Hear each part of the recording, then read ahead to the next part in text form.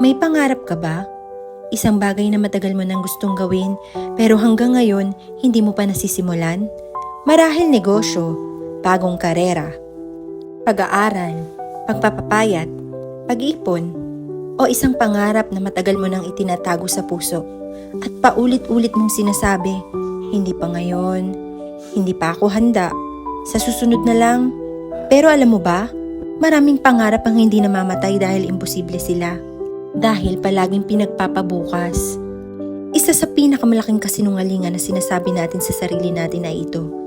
Magsisimula ako kapag handa na ako. Pero ang totoo, walang taong ganap na handa. Hindi handa ang unang negosyante. Hindi handa ang unang empleyadong nag-resign para habulin ng pangarap. Hindi handa ang unang taong nagsimula muli pagkatapos mabigo. Lahat sila nagsimula ng may takot.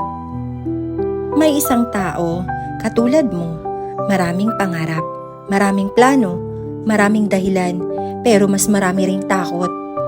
Takot mabigo, takot mapahiya, takot mawalan ng pera, takot marinig ang salitang, sabi ko na nga ba? Kaya lumipas ang 1 taon, walang nangyari. 2 taon, wala pa rin. 5 taon, pareho pa rin ang buhay. Hanggang sa isang araw, may napagtanto siya. Hindi siya natatakot magsimula.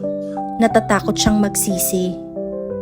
Sa dulo ng buhay, kadalasan hindi natin pinagsisisihan ang mga bagay na sinubukan natin.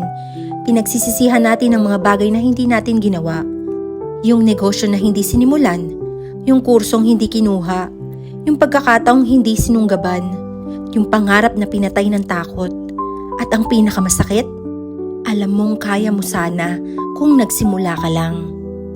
Walang batang natutong maglakad ng hindi natutumba. Walang tagumpay na tao na hindi nagkamali. Walang malaking pangarap na natupad ng walang hirap. Hindi mo kailangang maging magaling para magsimula. Kailangan mong magsimula para gumaling. At iyon ang pagkakaiba ng mga taong nagtatagumpay. Hindi sila mas matalino, hindi sila mas maswerte. Mas maaga lang sila nagsimula. Hindi mo kontrolado ang kahapon. Hindi mo rin alam ang mangyayari bukas, pero hawak mo ang araw na ito.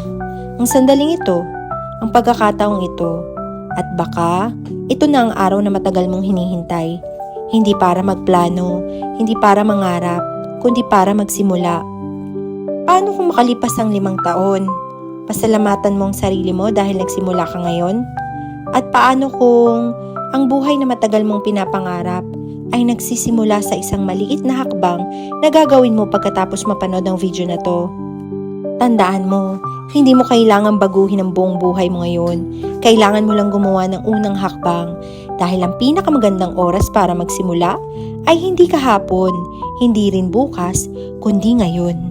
Kung handa ka ng simulan ng pangarap mo, mag-like and subscribe ka na sa Positive Pulse PH para sa mas marami pang kwentong magpapalakas ng loob mo.